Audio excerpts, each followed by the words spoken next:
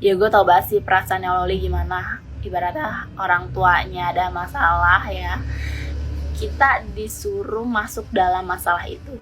Apalagi keadaannya Loli ini masih sekolah yang emang harus fokus dalam sekolahnya, pengen ngebanggain orang tuanya.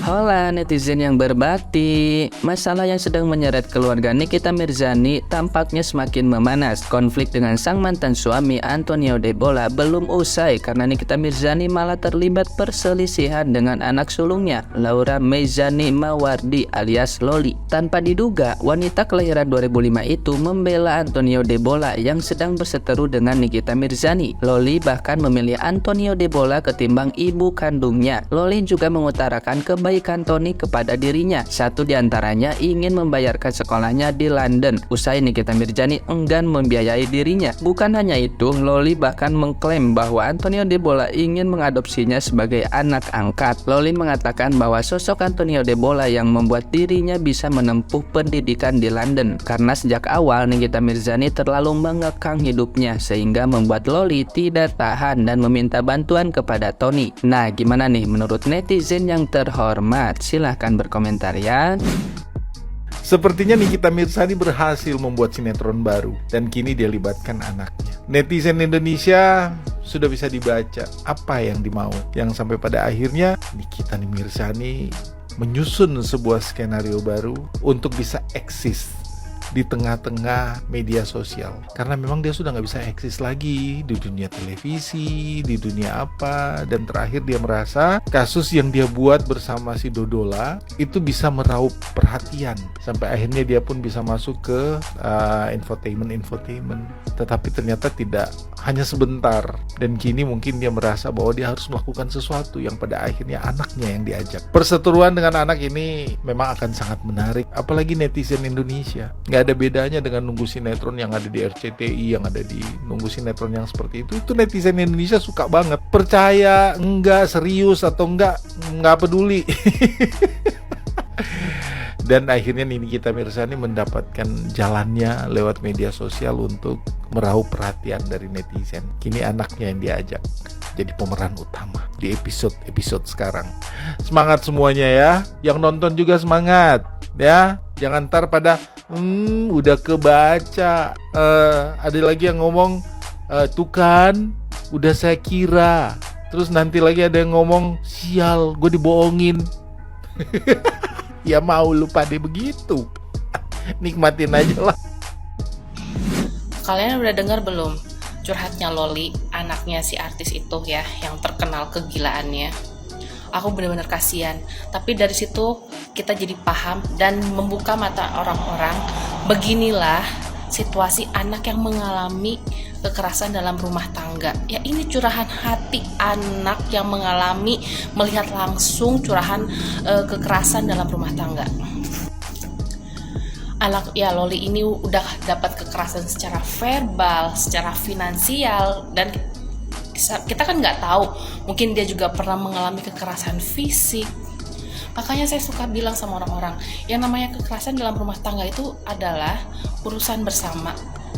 Kasihan kalau kayak gini. Untuk aja Loli ini ya, lingkungannya dia orang-orang yang support, yang bisa mengembalikan logikanya dia, sehingga dia tidak menjadi orang jahat selanjutnya. Karena anak yang dibesarkan dalam kekerasan dalam rumah tangga itu bisa menjadi pelaku kekerasan berikutnya. Tapi ini tidak terjadi ya, insya Allah sama Loli. Cara dia berpikir, dia kelihatan pintar, jauh beda sama ibunya.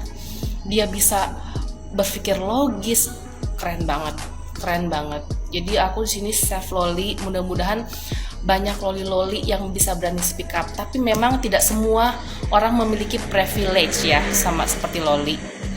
Ya mungkin Loli ini karena dia ya maksudnya secara finansial mungkin dia tidak kekurangan. Dia bisa sekolah di tempat yang bagus, dia bertemu dengan orang-orang yang tepat, sehingga dia bisa memaintenance jiwanya, bisa memelihara jiwanya, logikanya, dan melihat itu sebagai sesuatu hal yang tidak benar, bahwa kekerasan itu sesuatu yang tidak benar dan tidak perlu terjadi di dalam rumah tangga.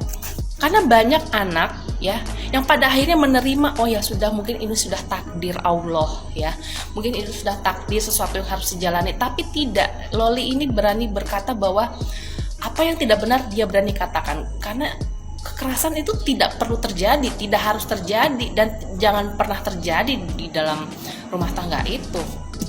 Dia bisa berpikir logis dan ini hebat banget ya. Saya salut juga sama Loli dan lingkungannya yang bisa membantu Loli menjalani kehidupannya. Makanya buat orang-orang, saya cuma mau kasih tahu ya, inilah karakter khusus ya yang sering terjadi di kehidupan KDRT.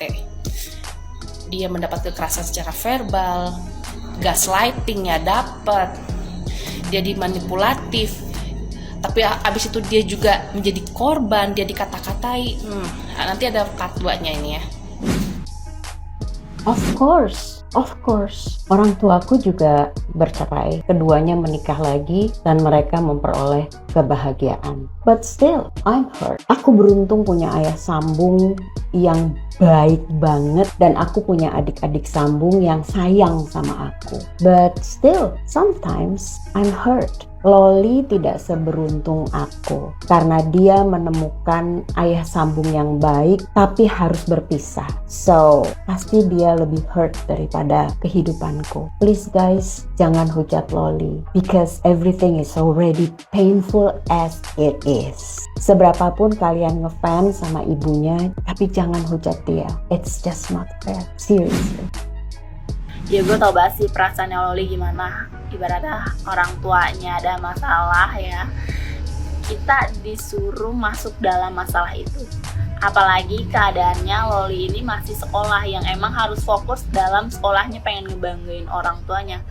Ya tapi malah disuruh berhenti sekolah gara-gara gak mau ngeposting video di instastory-nya. Ibaratnya suruh ngejelekin si Tony, yang sampai akhirnya nih Loli ini udah kayak kena mental gitu anjay sama emaknya sendiri.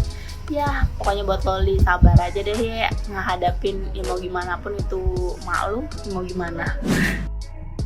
Pertama-tama Mimi Cucu yang hangat karena bisa menenangkan diri kita, dan makan juga banyak lollipop yang ada di Inggris yang sangat manis yang bisa melepaskan hormon endorfin dalam tubuh kita dan membuat kita lebih bahagia.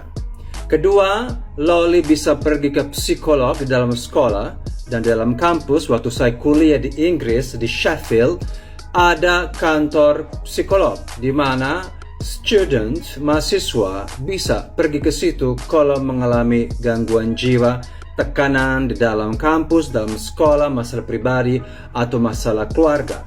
Dan pasti mereka akan mengerti dan membela si mahasiswa. Jadi bukan seperti di negara Konoha di mana mungkin orang kaya itu bisa bayar si guru atau si dosen untuk tujuan tertentu. Di sana, di sekolah dan di kampus tidak bisa sogok-sogokan. Jadi Loli di tempat yang aman. Yang ketiga, mungkin saja kalau Mimi Cucu tidak akan kirim duit lagi, Loli bisa dengan Tony Dodolan pergi ke Jerman dan buka restoran Indonesia atau buka nasi padang, warung padang, warteg di Jerman, dan di situ mungkin bisa bisnis, bisa berusaha di sana dan bisa mendapatkan izin kerja. Sponsornya Tony Dodolan karena dia orang Jerman dan mungkin dia masih punya uang dan dia juga punya akses untuk meminjam uang ke negara untuk usaha ini, yaitu nasi padang di Jerman. Pasti laris karena banyak orang Jerman di sana seperti Bunda Korla.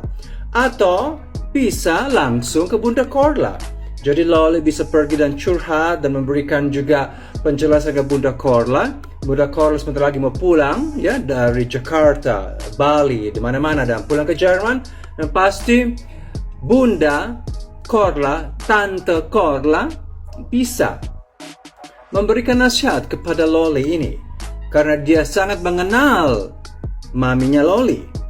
Dan pasti juga Bunda Korla akan menyediakan kepada Loli itu Mimi Cucu yang hangat Karena mimi cucu apalagi di Jerman mungkin sudah mulai dingin atau panas, tapi tentu lebih sejuk daripada Indonesia.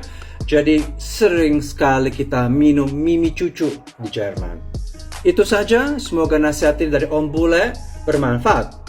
Tapi saya memberikan solusi, bukan cuma ngomong-ngomong di udara. Oke? Sukses selalu. Pasti Loli jadi orang dewasa. Jadi orang hebat.